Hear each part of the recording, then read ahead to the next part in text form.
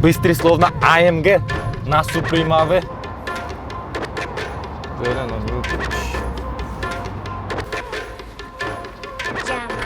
Айта берсем бола ма? Just one night, oh my god. Just one night, oh my god. Just one night, oh my god. Just one night, oh my god. Армағайын, ассалаумағалейкум. Байланыста картасы арнасы, оның жүргізушісі мен Ахмадиев Төлеген. Автокөліктерді аз кем зерттей бір көлікке көзіміз түсті. Бүгінгі шолуымыз сол көлікке арналмақ. Олай болатын болса, құрметті көрермен, дайындал. Mercedes-Benz S63 AMG 4MATIC. Кеттік.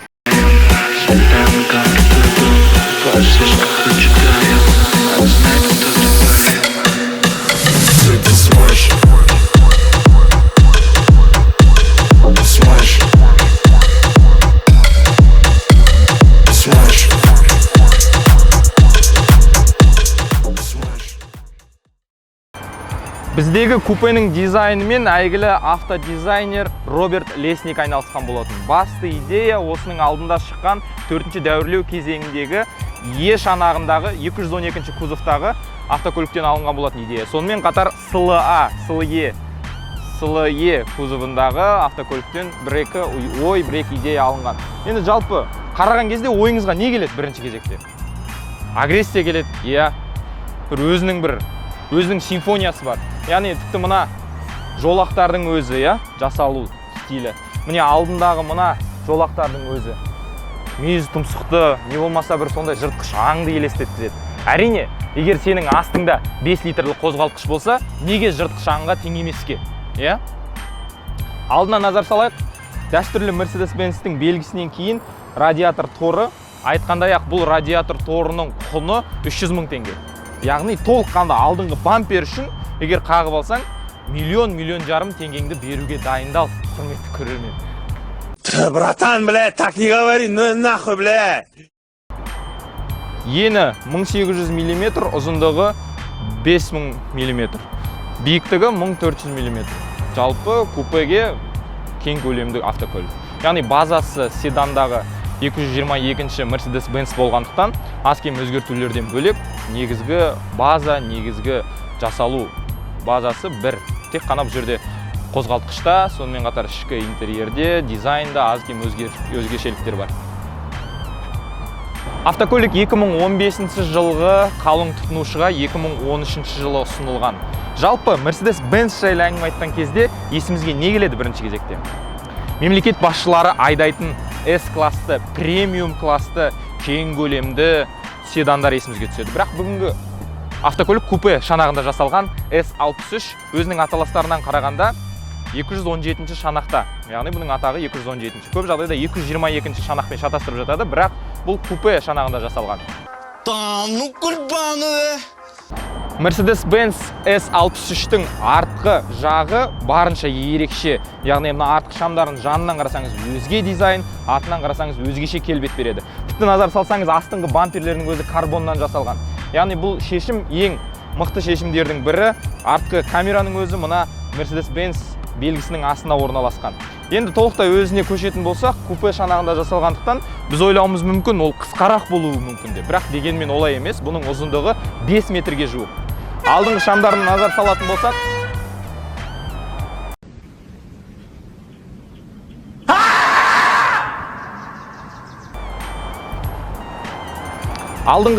назар салатын болсақ, бұл диодты Swarovskiдің хрустальдары салынған. Яғни 17 өткір, 30 дөңгелек хрусталь салынған. Алдыңғы шамдарға хрусталь салу кімнің ойына келген деп ойласаңыздар? Бұл хрустальдарды шағып алатын болсаңыз, 600 000 теңгені жай ғана бере саласыз. 600 000. Толпы приор сатып аламын. Mercedes-Benz-тің S-классы жайлы әңгіме айтатын болсақ, тарихқа жүгінуге тура келеді. 6-ші дәуірдегі S-класс өзінің тұтынушылардың жүрегін бірден баурап алғаны анық. Яғни бұның қозғалтқышы да, ішкі интерьер, сыртқы экстерьері барлығы жоғарғы деңгейде. Купе бұл сіздің жүргізушіңізбен отыратын дәстүрлі S-класстағы седан емес. Яғни сіз артқы орындықта, артқы диванда отырып, асықпай жұмыстарыңызды тындыратын көлік емес. Яғни бұл сенбі-жексенбіде барынша жылдамдықтан ләззат алатын, өзің жүргізуден ләззат алатын автокөліктердің бірі.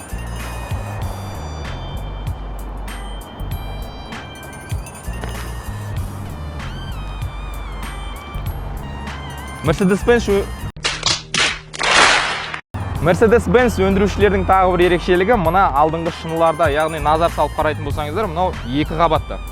Яғни ортасында пленка жабыстырылған, барынша ешқандай дыбысты ішке кіргізбейді, тып-тыныш. Тіпті бұл рамасы жоқ болса да, дыбыс изоляциясы өте керемет.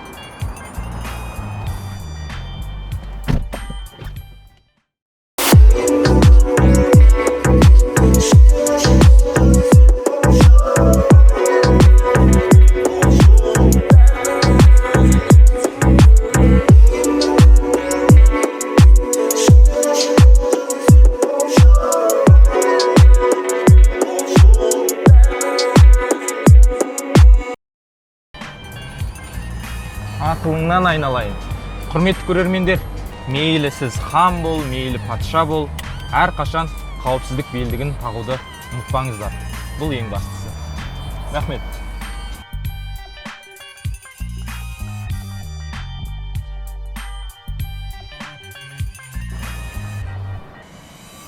S-кластың рөлінде отырған кезінде қандай сезім келеді білесіздер ма?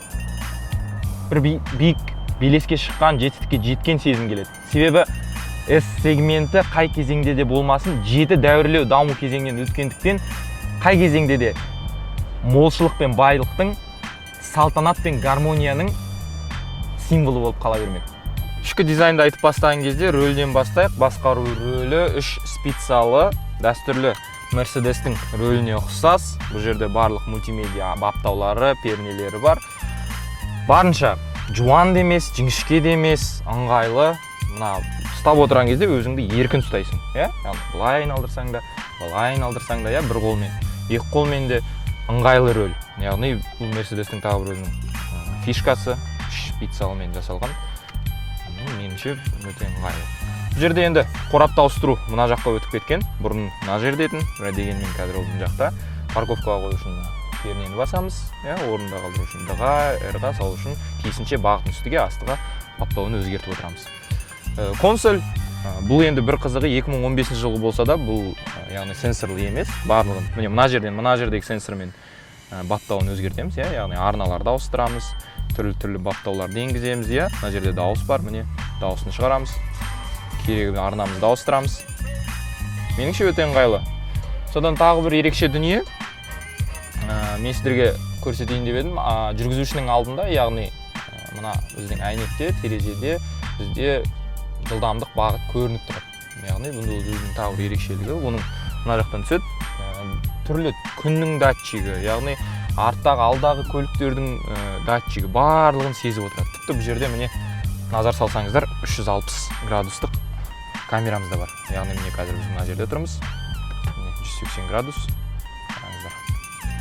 2015 жыл көлік деп айтпайсыз. Әрине, S-кластың аты S-класс. Барлығы қолмен келген. Жерінен назар салсаңыздар, мына жерлердің барлығы жанға жайлы, ыңғайлы. Баптаулардың барлығы орында. Карбон тектес пластмасс, карбонға бапталып ыңғайланып жасалған. Барлық баптаулар. Бұлардың енді отырғыштары, олар жайлы бір бөлек әңгіме айту керек. Олардың массаж жасау әдістері түрлі, ешқандай массаж салонға барудың қажеті жоқ. Бұрылыстарда жылдам бұрылған кезде, шұғыл бұрылған кезде, мына арқашалары бірден денеңізді баптап отырады. Яғни бұрылған кезде орныңызда ешқайда ұшып кетпейсіз. Міне осы зат салғыш, жүк салғышы барынша кең. Өздеріңіз байқап отырсыздар. Алдымызда отырған маған бір бөлек ашылады, жолаушыға мына жағынан бір бөлек ашылады. Әрине, 4 есікті емес, 2 есікті купе болғандықтан арт жақтағы орын енді аздау. Дегенмен 4 адам еркін сыюға болады. Орындықтардың баптаулары қолымыздың астында. Биіктігін жалпы ешқандай ұзақ жолда арқаң ауырмасын, мойның ауырмасын деген мақсатпен жасалған орындықтар алға, артқа еркін іздейді. Және бұның есте сақтау қызметі бар. Алдымызда отырған адамның барлығын есте сақтап қалады. Аудио система жайлы әңгімелейтін болсақ, бұның ішінде 24 колонка бар. 24. Яғни дауыс барынша таза, барынша қанық шығады. Сондықтан S-класстың аты S-класс, мен тағы да қайталаймын. Жақсы, барлығы орындалды.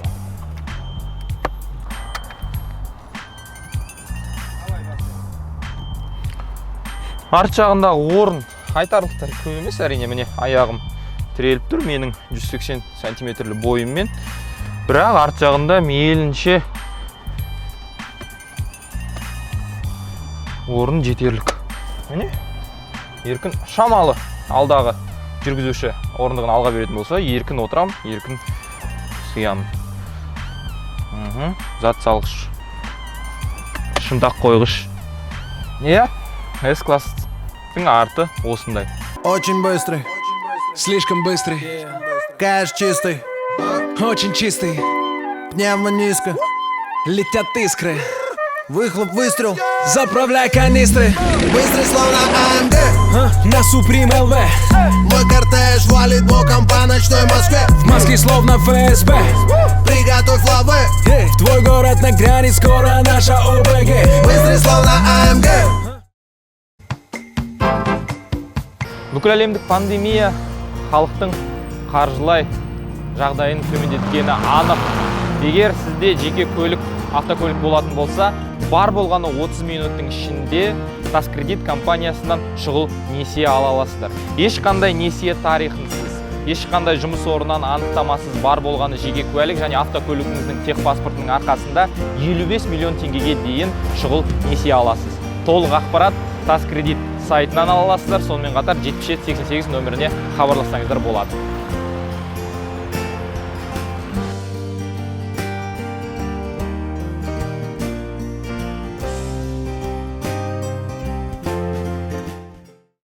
Капоттың астында не бар екен?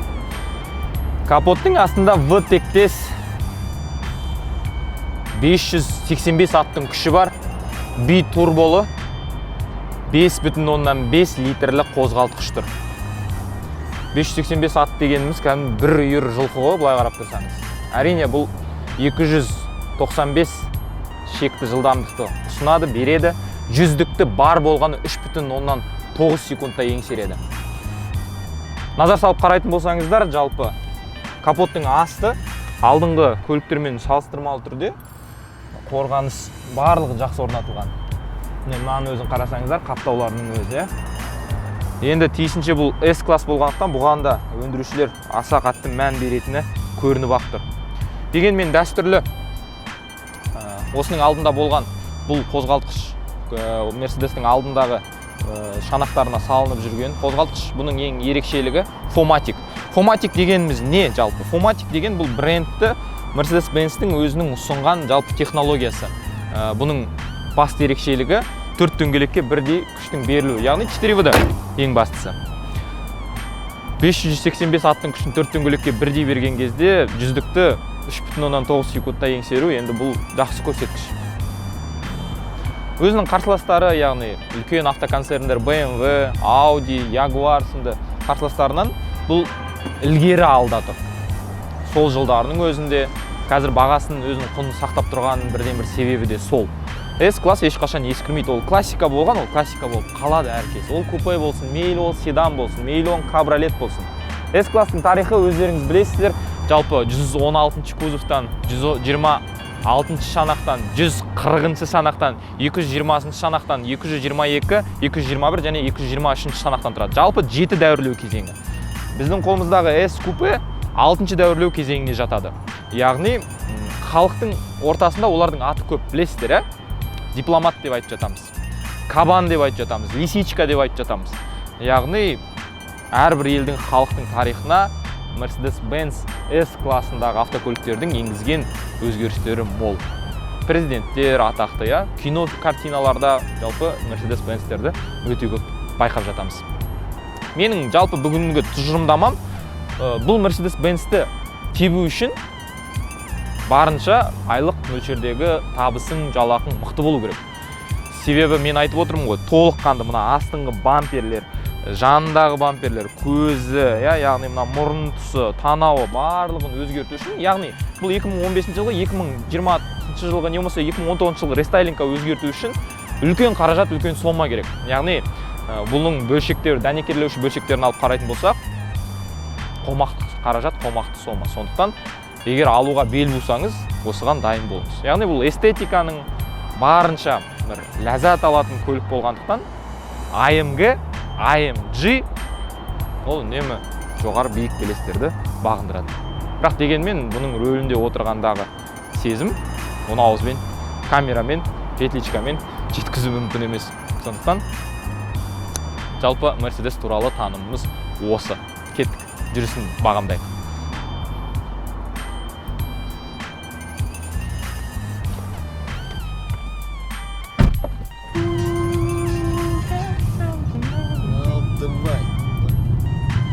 Ты моя девочка С-класса, тебя влюбляются все сразу, дарят машины и алмазы, но тебе мало деген әуендегі сияқты. Айтып отырмын ғой, бұл көліктің жалпы қызмет көрсету құны өте жоғары. Эмоционалды түрде алатын болсаңыз дайын болыңыз. Яғни қарапайым дөңгелектерінің, тормоз, жаңағы тежеуіш колодкалары барлығы қымбат. Тиісінше сапаға, тиісінше баға. Жалпы түсінікті, ол 2015 жыл шыққан кезде 3 жылға дейінгі бұның өзінің кепілдемесі болды, гарантиясы болды. 100 000 километрге дейін, шақырымға дейін. Кейіннен ол гарантиясы тиісінше уақыт өте келе кетеді. Қазіргі таңда S-класс иелері өздері, 2015 жылғы S-класс иелері өздері қызметін көрсетеді. Быстрый словно AMG на Супримаве деп осындай өлең айтып басып кетіп бара жататын көлік қой. Негізі жастарға да келеді, үлкен кісілерге де келеді, әйел адамдарға да келеді. S-класс барлығына келеді, менің түсінігімде. Әрине, маған айтып өткендегідей, бұл жетістіктің, жалпы мықтылықтың көрсеткіші ғой. Сондықтан әрқайсымызға бұйырсын. Жақсы көлік.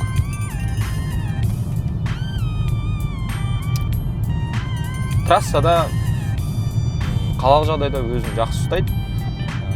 5-5 литрлі қозғалтқыш болғандықтан басқан газыңа шұғыл жауап береді. Соған тиісінше тежеуіш құрылғысы да мықты. Менің түсінігімде жақсы. Енді қалалық жағдайда болғандықтан бұның барлық потенциалын сынау әзірге бізге мүмкін болмай тұр. Дегенмен бұрылыстағы өздерінің айту бойынша жаңа технология енгізген. Бұрылған кезде ол бір жағына қарай жантаяды, яғни ұшып кетпес үшін барынша үлкен жылдамдықпен кеп бұрылуға рұқсат болады. Осындай жақсы, өз-өзін мықты ұстайды. Алматы сияқты қалаға таптырмас көлік. Таптырмас көлік дегенде, таптырмас көлік деп айтуға енді келмейді, себебі 5 литрді, 5-5 литрді асырау, және бұл ай 98 жейді. Шама келгенше 98 құю керек. Жүзіне қалалық жағдайда 16, 17, 18 литр жеп қояды. Аралас көлемде қалалық ұзын жолда жалпы 10 литрге дейін жейді. Ұзын жолда енді 12, сондай тиісінше әртүрлі. Әрине, қалаға таптырмас көлік деп айтуға қиын, себебі 5-5 литрді асырау өте қиын. Аралас циклде 19-20 литрге дейін жеп қояды. Яғни газды басқаныңызға байланысты. Біз мысалға түсірілім басталған кезде бізде 30% жанармай болған, қазір 25%-ға түсіп қалды. Бар болғаны 1 сағаттың көлемінде біз шама жанармай жағып тастадық. Дегенмен айтып отырмын ғой, S-классты сатып алуға белім буған адам бұлардың бәріне дайын болу керек. Жалпы өзінің салмағы 2,5 тонна салмақты. Біз осығанға дейін түсірген автокөліктермен салыстырмалы түрде. Енді білмеймін сіздерге қалай, көрерменге анығырақ, бірақ маған жаныма жақты, ұнады. Бір айтатын ескертпе жоқ.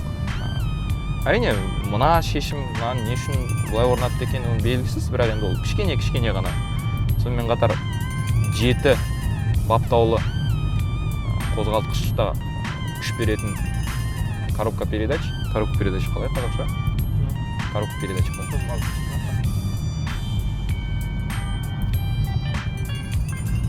Айта бер.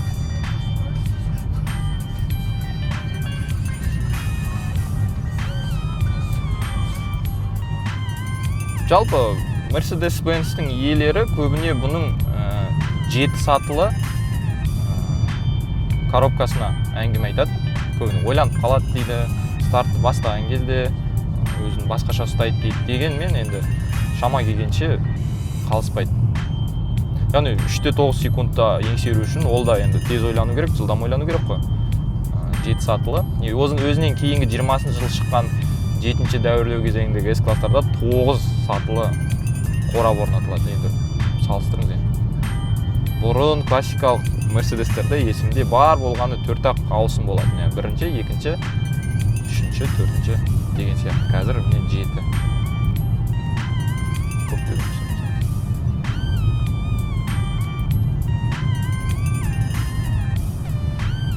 Көптен күткен Наурыз айы құтты болсын. Құрметті арулар, асыл жандар, шуақ боп шашылғандар. Алда келе жатқан 8 наурыз мерекелеріңізбен шын жүректен құттықтаймын. Әрқашан жанымызда гүлдей жайнап жүре беріңіздер. Сонымен біздің алғашқы көктемнің алғашқы шолуымыз өз мәресіне жетті. Құрметті көрермен, әлеуметтік желіде бөлісіп, лүпіл басып, пікір қалдыруды ұмытпаңыздар. Сіздермен бірге болған, өзінің қыз жібегін іздеп жүрген Төлеген Батыр. Келесіде кездескенше. Slow down, grab the wall, wiggle like you're trying to make your fall off.